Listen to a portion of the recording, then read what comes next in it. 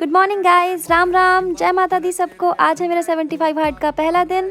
2 glass गर्म पानी पीकर मैंने करी सबसे पहले exercise, 100 jumping jacks, 100 squats, 50 frog jump और उसके साथ मैंने करे 50 हिप डिप्स, 50 साइकिलिंग क्रंच और साथ में 50 अप अप डाउन डाउन। और उसके बाद मैंने प्लैंक करके अपने वर्कआउट को ख़त्म किया। और ब्रेकफास्ट में मैंने आज खाया था बहुत ही टेस्टी सूजी का चीला और साथ में पी थोड़ी सी चाय।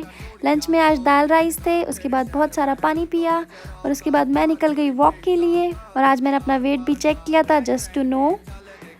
फिर मैंने एप्पल खाया और डिनर में मैंने आज खाया चने के आटे की रोटी, तौरी एंड 1 ग्लास मट्ठा। उसके बाद मैं छत पे आ गई वॉक के लिए। छत पे 1 घंटे वॉक करी, उसके बाद नीचे जाकर मैंने गीता पढ़ी।